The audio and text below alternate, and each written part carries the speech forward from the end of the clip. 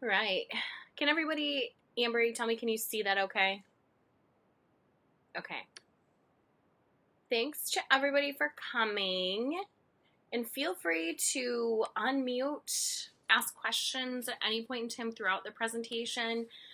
Just going to go through a real quick PowerPoint, touch on a couple of things, and then I'm going to actually log into the system and just kind of go through it and show you a few things.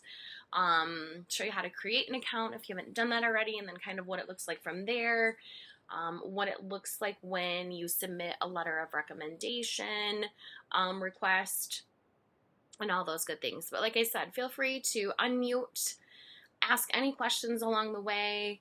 There's just a handful of us, so we can make this super informal and speak up at any point in time. Does anybody have any questions before we get started? Good. And Amber, please feel free to chime in at any point in time also.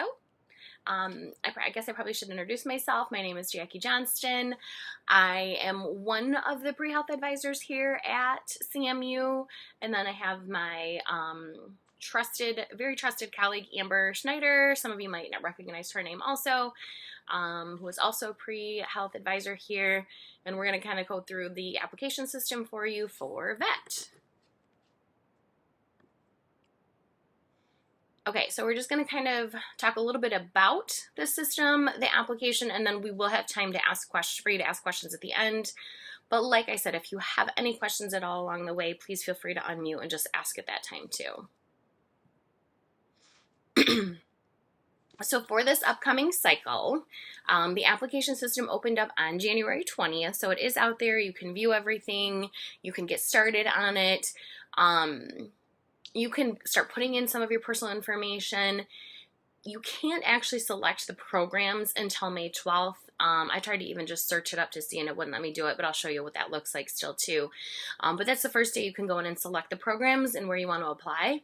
And then mid-August is the recommendation to submit it. The deadline goes a little bit beyond that, but there is still kind of that period of time where if you wait too close to that deadline, there's no guarantee that they're going to be able to get all the materials and everything on time. So we recommend mid-August is when you submit that information.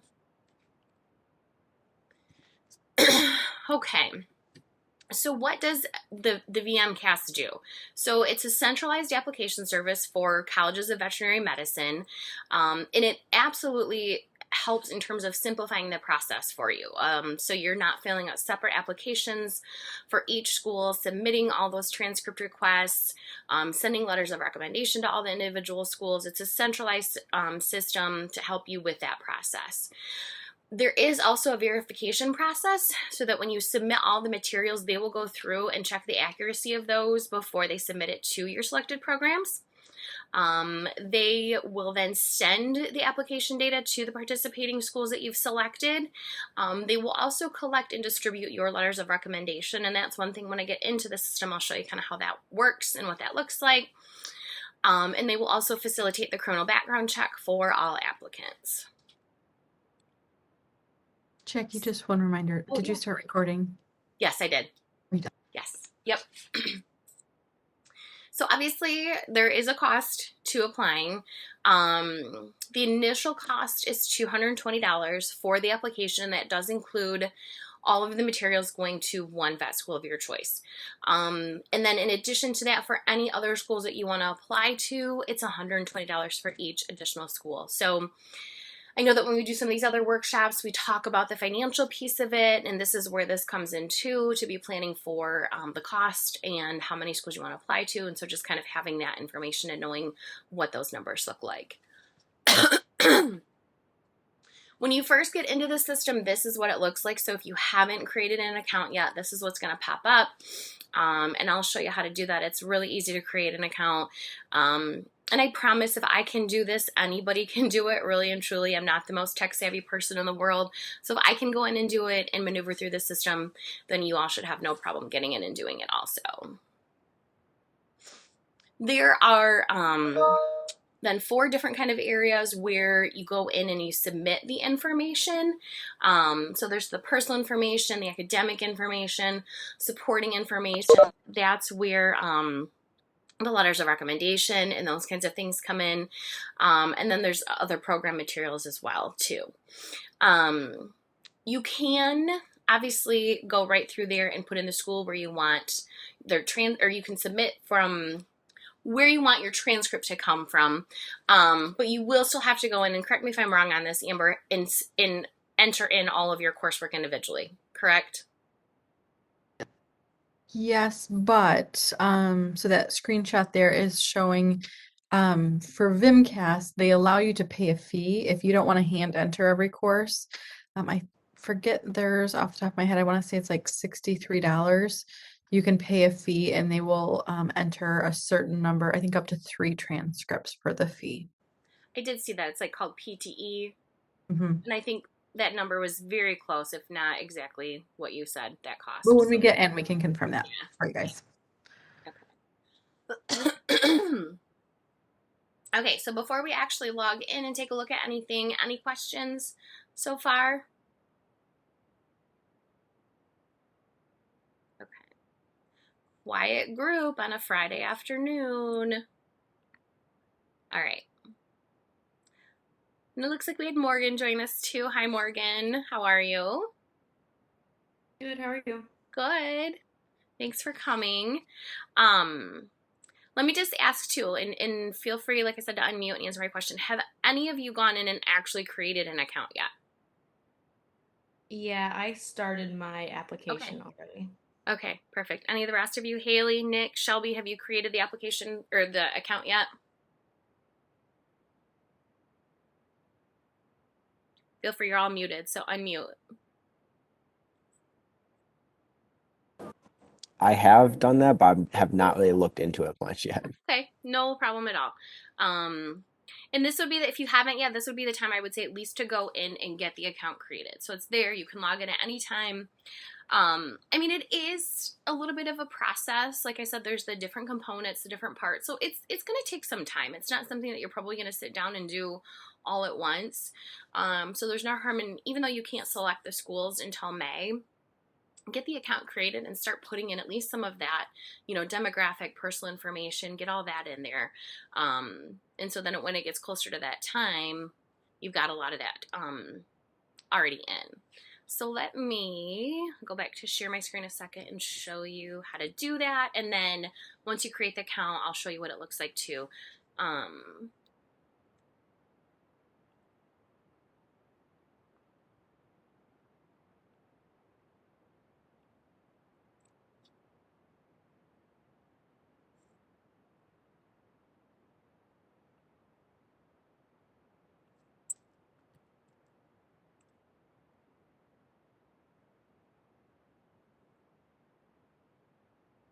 Okay, sorry, it timed me out a second there, so I wanted to make sure.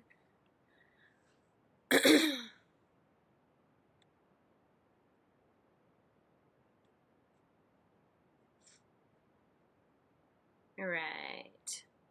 Can y'all see that okay? Amber, can you see that? Okay. So you're just going to start, if you haven't already, create the account. You'll select a username, password. It asks you for a little bit of other information, but it's really quick to go in and put that in and just get the account created. So I have an account already, so I'm going to sign in here. And once you get signed in, this is what it's going to look like. I created mine. I've got my name in there, but I put test in front of it just because, I'm obviously not going to submit an application, but it should, every time you log in, it'll have your information right up there at the top. So I mentioned kind of the 4 different components.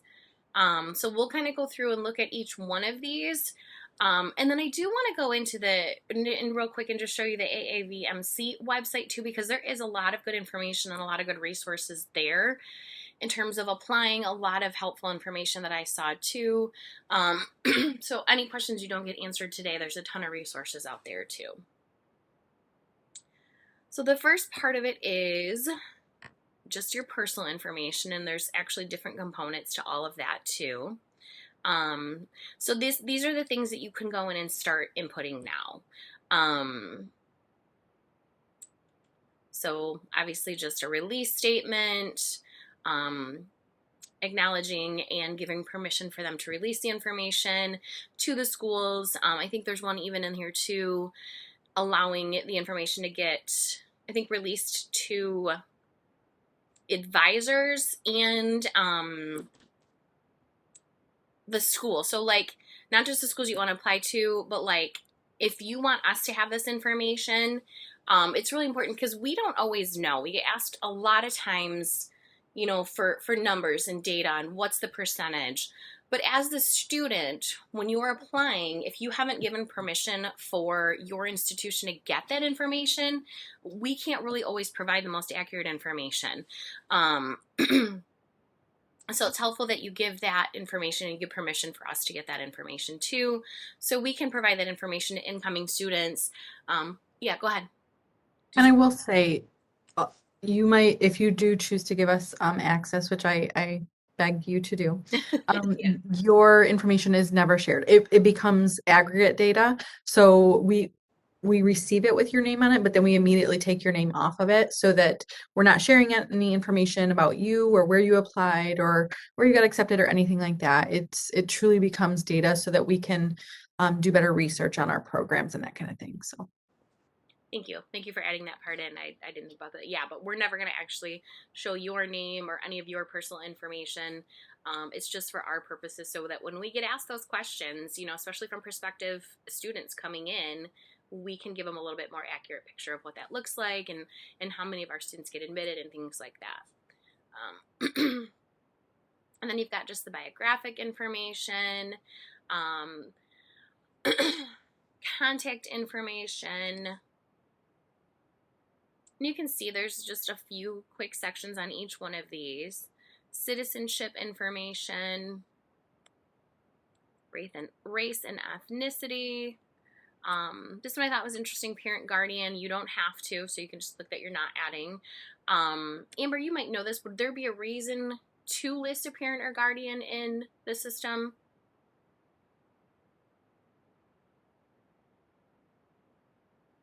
Yeah, it's again for data. So a lot of we're always trying to do data, and this particular one is the vet schools themselves are using for data purposes. So they do like us. We do encourage you that the more data you can input, the hel- the more helpful it is. Okay. And then there's an other information tab in there too. So that's kind of all the ins and outs of the personal information. Yeah, go ahead. So I want to go back and just point out the felony misdemeanor section. It's under, I think, other information, if I remember correctly. So that there is a question in there basically, have you ever been accused or convicted of a felony or a misdemeanor? You have to answer that truthfully. Okay, maybe it's not in that section, but you do have to answer that section truthfully because later in the application process, if you are accepted, they will run a background check. And so if you have not been truthful here, then that is automatic grounds for them to revoke your admission. So if you have a concern or a question, please come talk to your advisor. We can talk through what that is and how best to approach it, that kind of thing. So again, make sure that you're answering that. Same with the code of conduct, with regards to the Cmu Code of Conduct. Sometimes students will ask us, is this going to show up or do I need to report this? Come talk to us if you're not sure. If you were referred, for XY violation and you're not sure if it's actually on your account, you can also always check with student conduct and they can verify whether or not there's anything listed on your code of conduct report.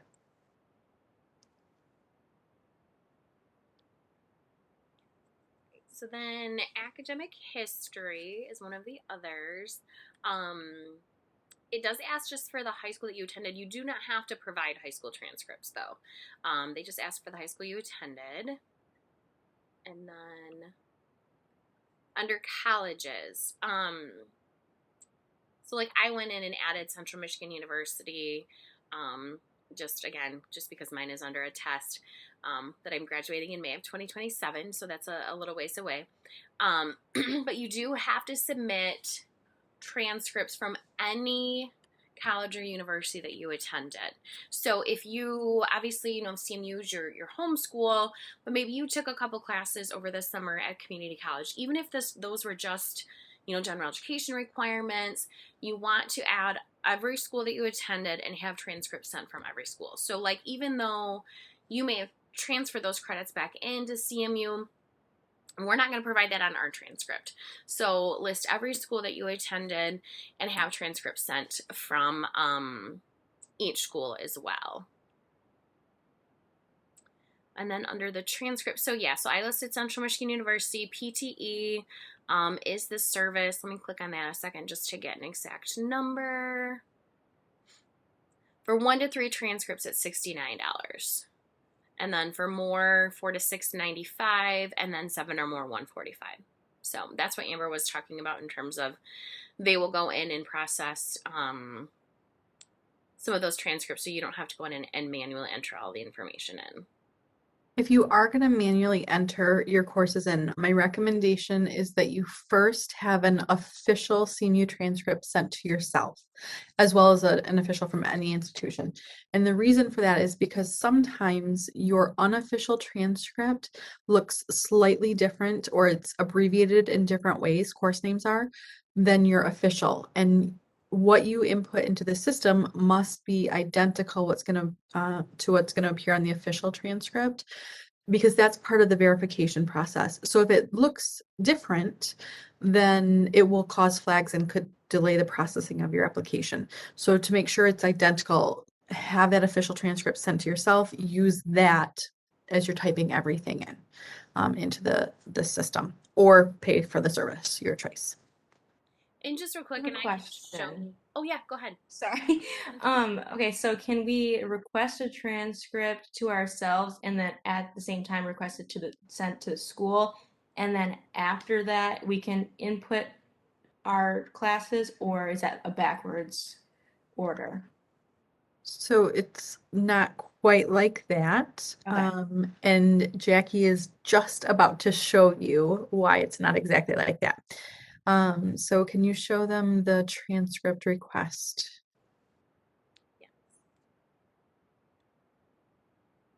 Oh, you were probably going to do this first. All right, so I'll explain.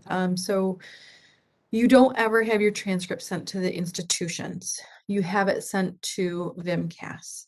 So once you have listed a school with some courses, there will be on the main page a transcript request document that you're going to download from this system, and you're going to upload into the CMU transcript request system on the CMU registrar's website. And so you're not having it sent to that form or to that other institution. So, but you can, to answer your question, you can at the same time, you can go and request 2 transcripts, one to be sent to you and one to be sent to VMCAS. And does everybody know Okay, how to thank you. do that, like through CMISH? I get asked this question a lot. It's under, if you just go to my account when you log in, you have to scroll down a little bit, but there's a transcript request link right there. And that's how you request the official transcript. So just in case you haven't had to do that before, it's pretty easy. And when you meet with your advisor, if you need us to show you, we can certainly do that too. But it's just under my account when you log into CMISH.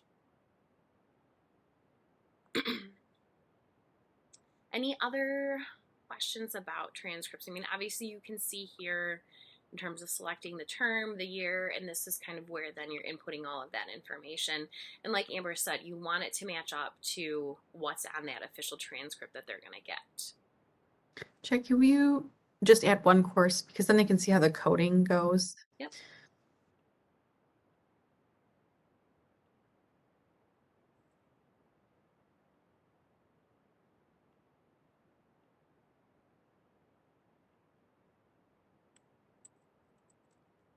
So then, Chem 131, And then this is the part where it has to match whatever the CMU transcript says. So although the course name is at CMU General Chemistry 1, if the transcript says Gen Chem, you want it to say Gen Chem, so you're going to match specifically. Then you need to code it by subject. Sometimes this can be a little confusing. So for example, we have a CGL, Cultural and Global Studies designator. There might not be a subject that's exactly the same there. So you just need to kind of do your best. If there's one that you're really getting stumped on, you can always shoot your advisor an email, and we can usually probably give you a suggestion.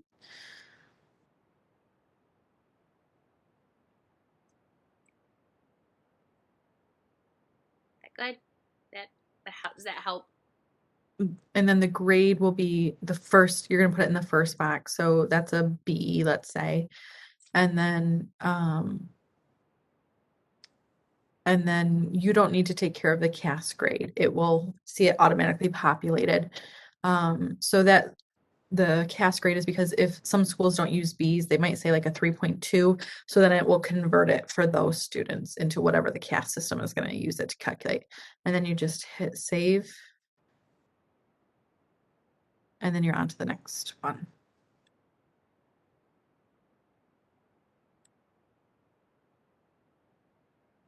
Any questions at all about the transcript process in classes? And then the other part of this section is just the standardized test. So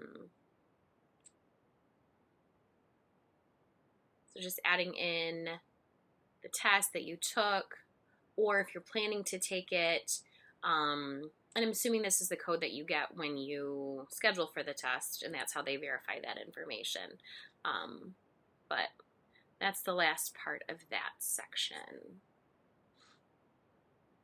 How do we schedule to take the GRE, and when should we usually take it?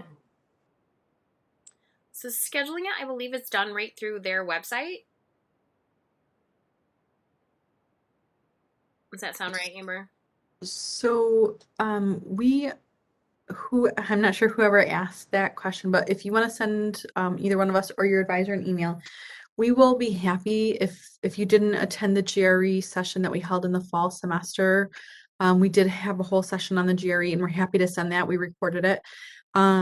So GRE though does have two options in terms of taking the exam. You can take it at home, or you can take it in person. CMU actually offers it here on the over in the library at the testing center. And so you do register first through the GRE website, but then you also have to reserve a space here for CMU. So, but we did kind of pull all of that up and walk through it during the session. So if you want that recording, we are very happy to share it with you.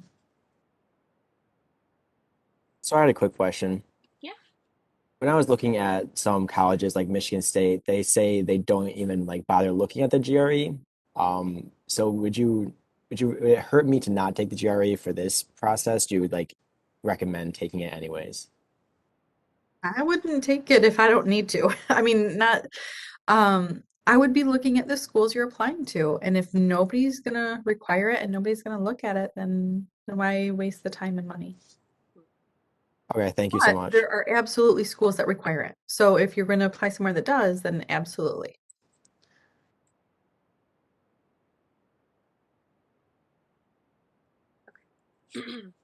And then let's go through this other section with supporting information. And again, there's a few different components to this. The essay is the first one, and that's your personal statement. We are going to have a couple workshops coming up in February, I believe, on personal statements. So look for the emails on those.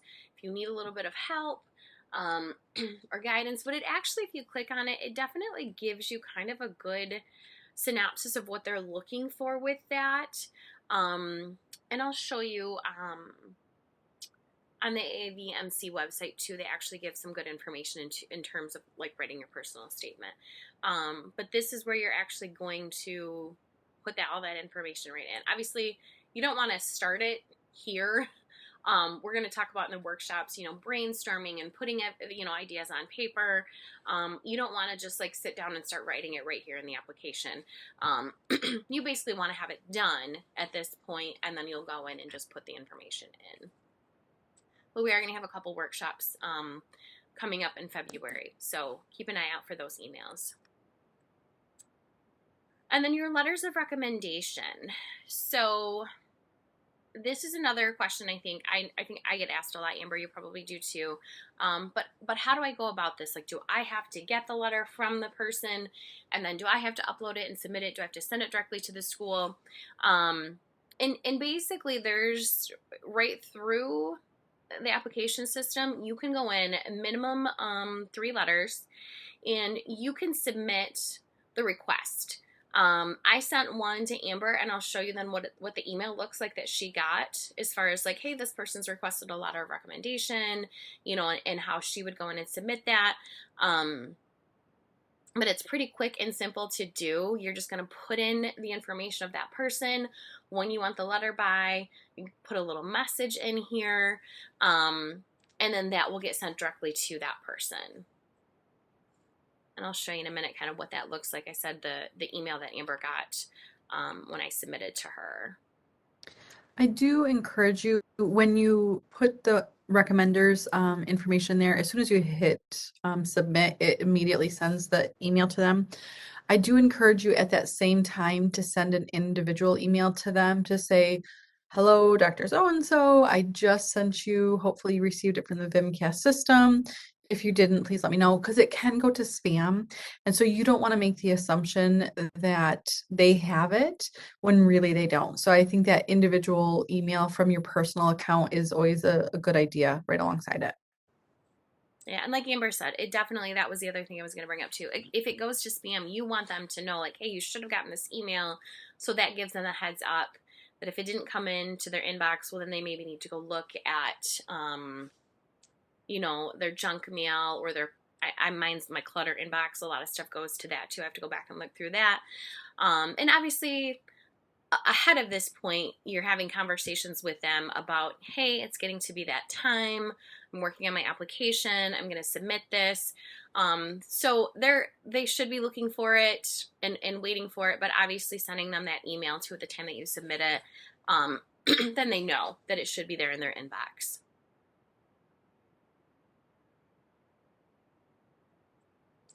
And then there is a section for experiences.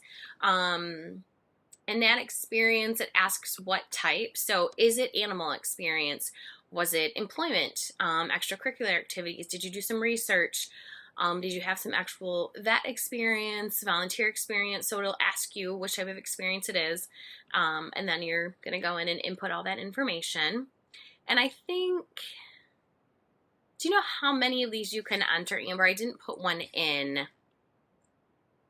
but I'm assuming you can enter more than one. Up to 5, it says. So, yeah. So you can put in up to 5 of them. So if you've got the animal experience, obviously you want to put that in there. But if there's some other things too in terms of extracurricular, research, things like that you want to put in there too, you can do up to 5 of them. No, just a point of clarification. And I'm sorry, I'm double checking. Each of the different pathways has different rules. I'm not seeing that immediately, but what that said there was you can select up to 5 as your most important to highlight. So you can input more. I actually think for vet there is not a limit, but then you can designate 5 of those as most important. But what I always caution students is you don't want 72 things on here, right? Because if the recommender's eyes have now glazed over, that was too many. So less is more in terms of making sure that you're inputting a quality experience. So if it was 2 hours, it's not going to have its own line here. Sometimes you can combine things into one entry. Maybe it's 30 hours at 2 different sites, but you can combine them to be one more larger, meaningful experience that you can talk about. So kind of making sure that you're not watering down your application by adding too many, but they then appear weak. And then the last one in this section is the achievements. And that falls under the category of awards, honors, scholarships, that sort of thing. And I don't know if it says a number here. It says after submission you can add more achievements, so you can obviously do more than one. But like Amber said, again, just be careful about not too many of them.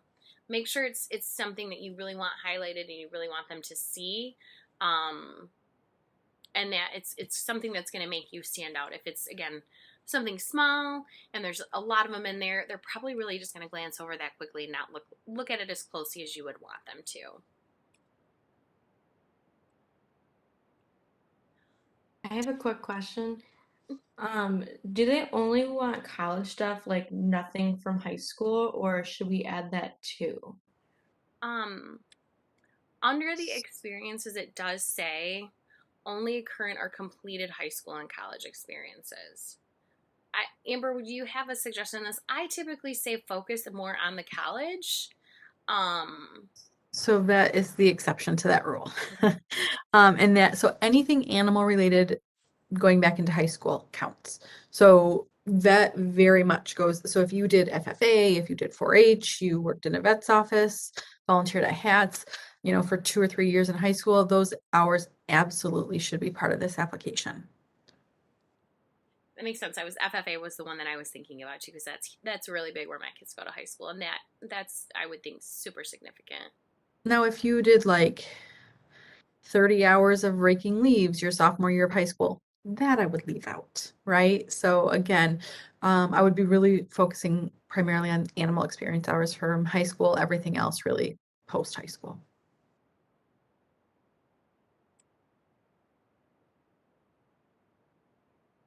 And then the last is,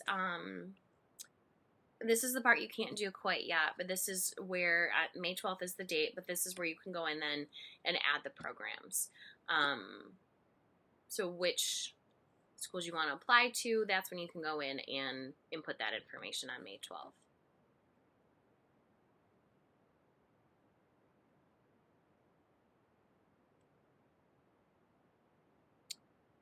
Questions at all about any of that?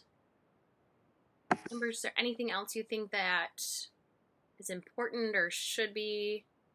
I'll just mention, so as you add programs, as you like add, 3 schools, it will say, I'm pretty sure it's at the top, right? As you're adding schools, it will give you a running total of the cost, so you can kind of keep track of that. And as you're adding schools, the program page usually has the school's requirements. So it requires microbiology, animal nutrition, etc. So you can make sure as you're adding that school before you hit submit and pay the fee that you have actually truly met all those requirements. So do pay close attention to that. Hopefully you have already checked it on their websites, but it's usually in the system as well. And then usually there are additional supplemental items that need to be completed within the individual program section. So like a school could add 2 additional essays to this section, and you'll fill it out in that section of the application.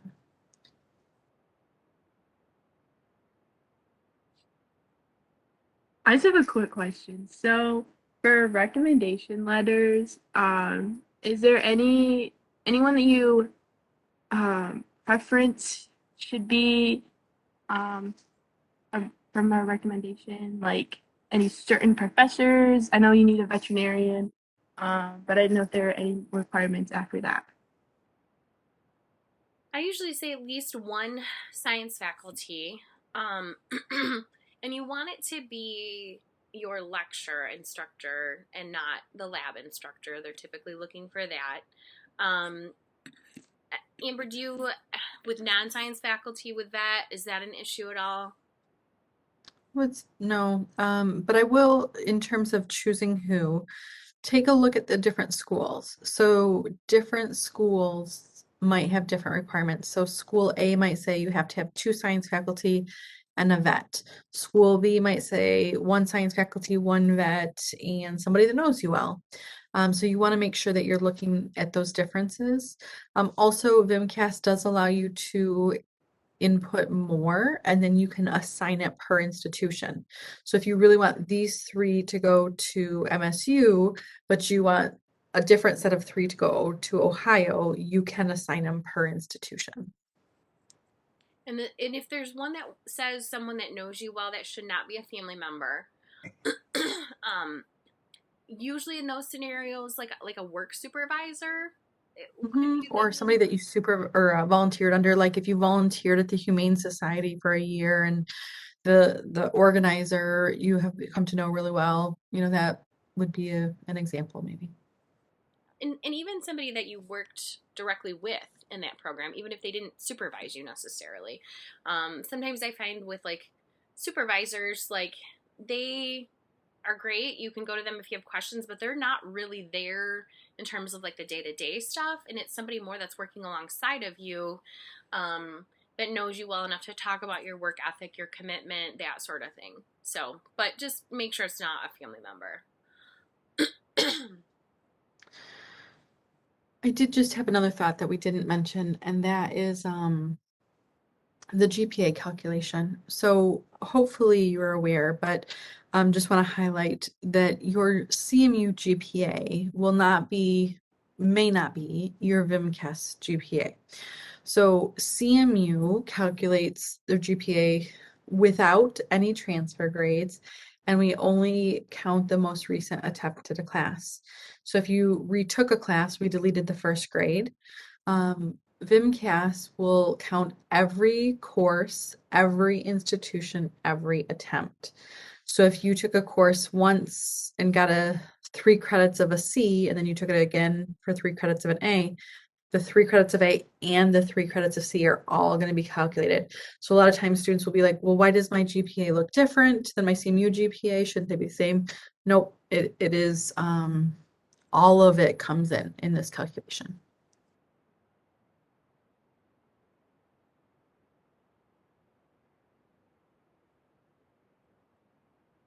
Other questions right now? If not, I'm going to jump over and show you a couple other quick things, and then we'll definitely have a few more minutes for questions at the end too.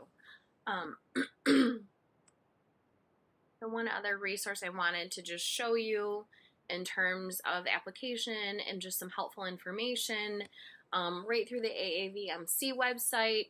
In all honesty, they kind of go through like every little part of the application. There is like a frequently asked questions that I thought was really helpful too. There's like a phone number, email, customer service information for VMCAS. So this is another helpful resource too in terms of questions that might come up throughout the application process.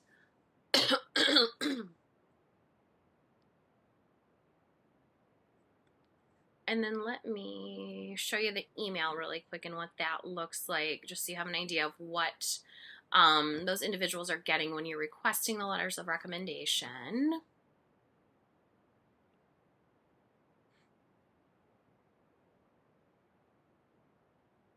Give me just a second to find that. While she's looking for that, any other questions that you guys have?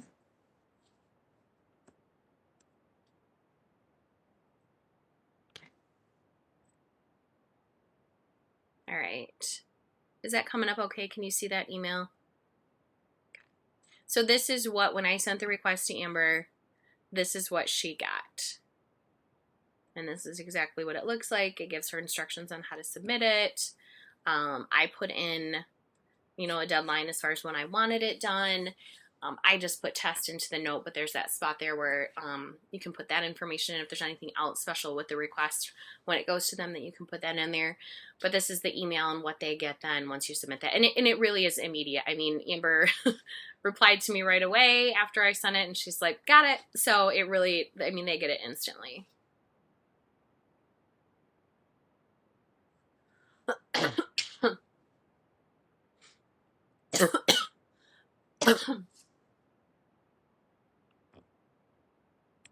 Right. Other questions?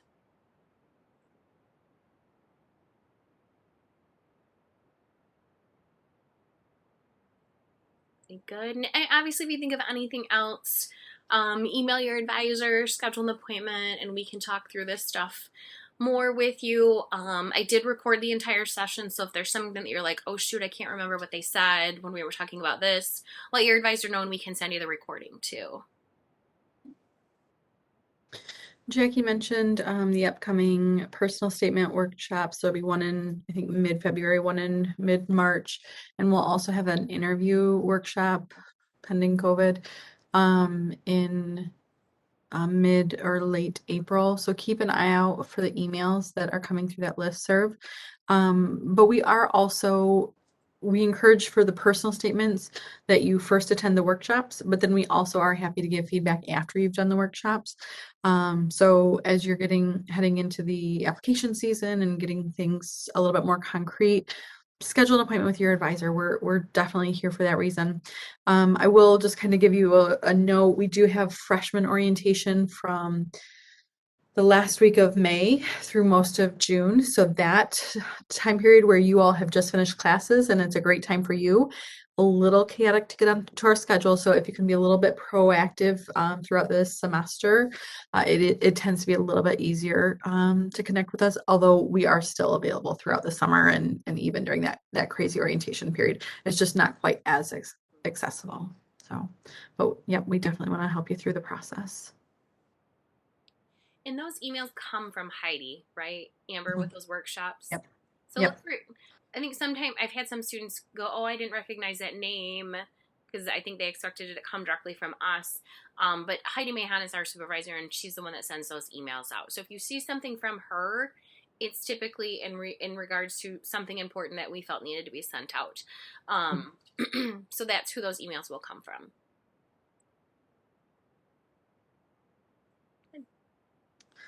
All right, y'all, we will hang behind for a couple of minutes in case anybody has a personal or individual question, but otherwise, have a fantastic weekend. Thanks so much for coming. We appreciate it. We know Friday afternoons, people are busy, got a lot going on, so we appreciate you taking the time to come.